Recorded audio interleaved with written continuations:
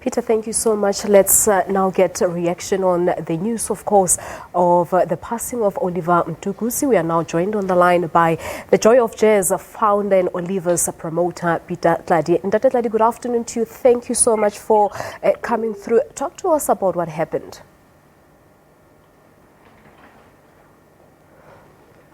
All right, it looks like we've lost that line to music promoter Peter Tladi, of course, who was also Oliver Mtukudzi's promoter as well. We'll try to re-establish that line and talk a little bit about Oliver Mtukudzi. I mean, many people will certainly remember him when he began performing in around 1977, of course, when he joined the Wagon Wheels, the band, of course, that also featured Thomas Mapunvo as well.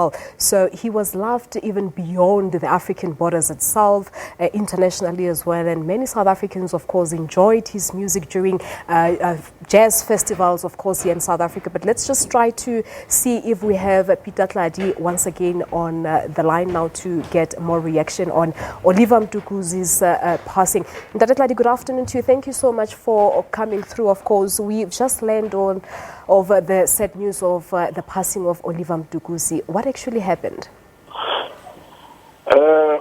To be honest, I was made aware by you guys, and then I phoned Zimbabwe to speak to Walter Wanyanya, who is Oliver's manager, and he confirmed that he passed on this morning.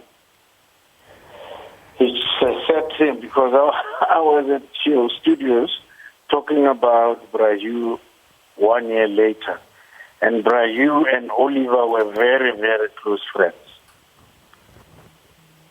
Yeah, we can imagine, of course. It's a terrible thing. I've never heard. I don't know what's happening to this year. True. Right.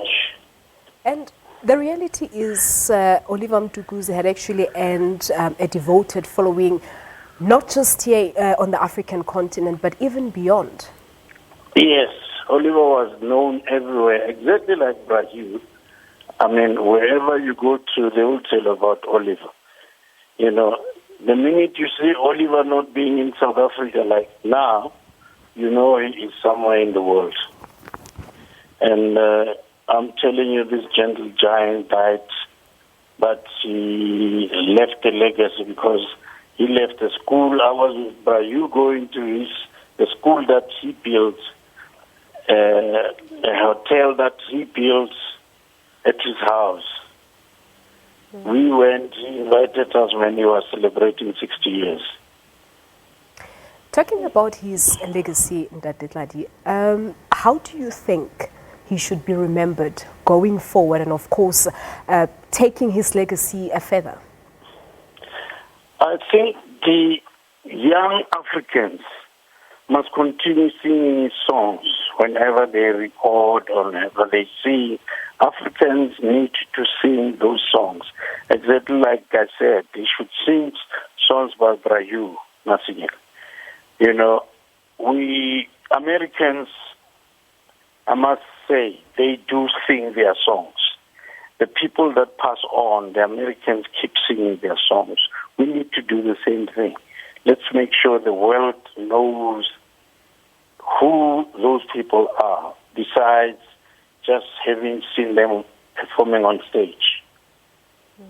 And there are usually concerns that as Africans and South Africans specifically, we don't really get to celebrate our heroes whilst they're still with us, but we wait for moments such as this to talk good about them and celebrate them. Well, there is that thing, but I think the Department of Arts and Culture that we have here has tried to, stop that practice and wait for people to die. You know, especially even other festivals around South Africa, they do that. You know, for instance, you know that Joy of Jazz has always honored people from way back, that some of the people that you don't know, but we know. We've really honored them. The shows, Grahamstown, they have. We're trying.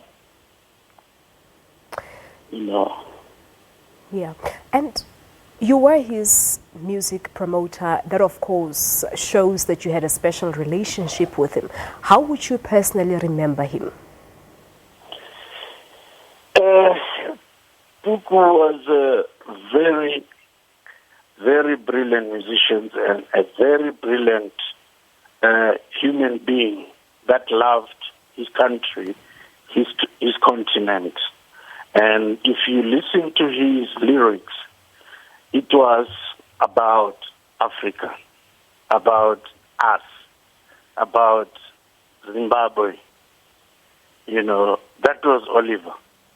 Yeah, I first brought Oliver for a big show in Limpopo way back and put him on a stage with Miriam Makeba.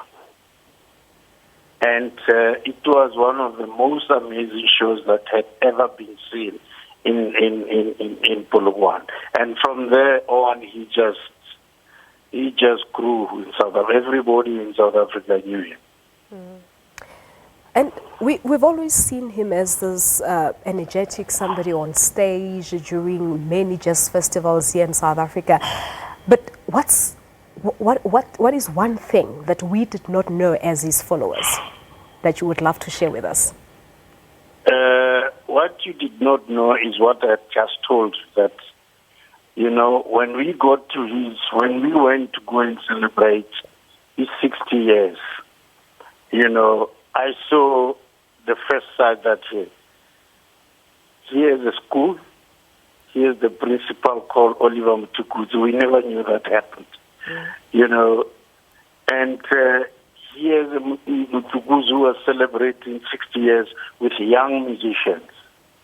Not his normal band, but with young musicians. Exactly the same way that they were used to with Brayu. You remember Brayu used to have young musicians all the time. So the other side of Oliver being concerned about education of musicians, which we never knew mostly.